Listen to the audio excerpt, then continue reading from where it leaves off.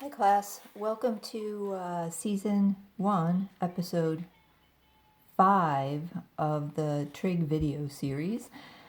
Today we're going to review special right triangles, starting with a 45, 45, 90 special right triangle, and then concluding with a 30, 60, 90 special right triangle. So there are two types of problems that we can expect to see for a 45, 45, 90 triangle. And one is where you're given one of the legs of the triangle. So in this case, we're given side length A. So that means the other leg, since it's a 45, 45, 90 triangle, it's also an isosceles right triangle. So if one leg is 8, then that means the other leg is 8.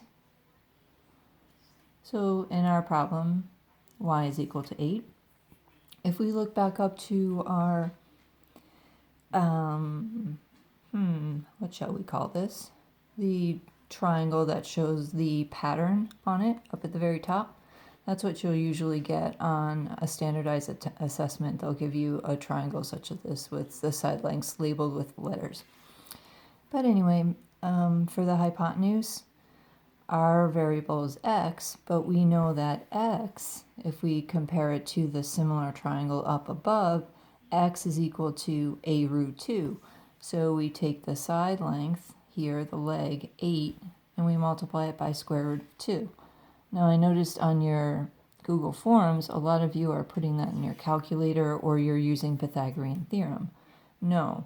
The beauty of special right triangles is we can be given an angle and one side length and have the values of the other two sides exactly. We don't need to put them in our calculator and get an estimation. We know exactly this is 8 times the square root of 2.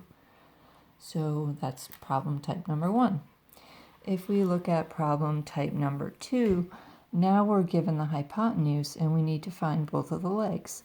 So 10 we know is comparable to a root 2 from the triangle up above. So what we do is we say 10 is equal to a root 2, and then we're going to go ahead and solve for a. So 10 is equal to a root 2. I'm just showing my work down here. I need a by itself, so I'm going to divide both sides by root 2. And I end up with a is equal to 10 over root 2. Now, as every good math student knows, we cannot have a radical in our denominator, so the strategy to get rid of that is to multiply both the numerator and the denominator by the square root of 2. And look what happens. We get 10 root 2, we're multiplying across. Root 2 times root 2 is 2. So now we have 10 root 2 over 2, which, let's remember, we can further simplify that because we know what 10 over 2 is. That's equal to 5. So in this case, we found a. Well, a is either x or y, whatever you want it to be.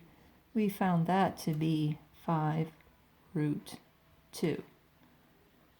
So 5 root 2 is also y. So here's your answers. 5 root 2, 5 root 2. Okay, so that is a 45, 45, 90 special right triangle. Now we're going to look at the 30, 60, 90 special right triangle, which I'm going to show you the pattern up above. Here's a triangle where we have the side across from, this is important, across from the 30-degree angle. We're going to assign that the letter A. The hypotenuse is always twice as much as A, and the side across from 60 degrees is a root 3. So that's the pattern that we follow for 30, 60, 90 special right triangle. We'll do 3 examples here.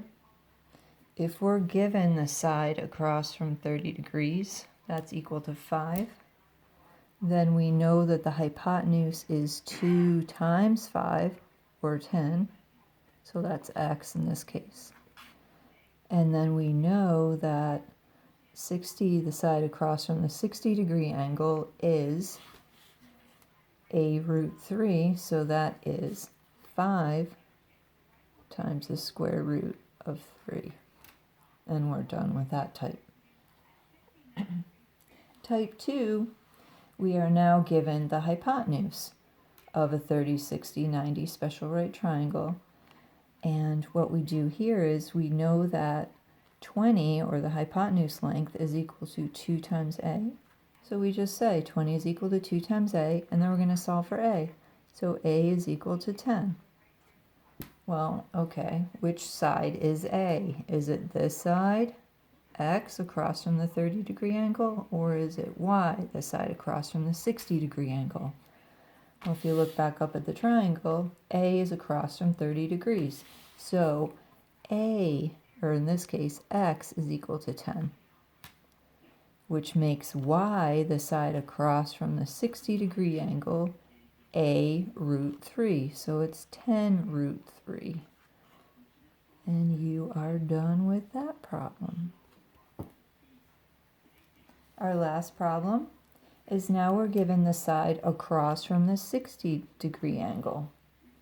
Well, that's 6. And if we look back up at our triangle that shows us the pattern of the sides, we can see that 6 is equal to a root 3. So now we're going to go ahead and solve for a. So I'm going to write that again down here. 6 is equal to a root 3.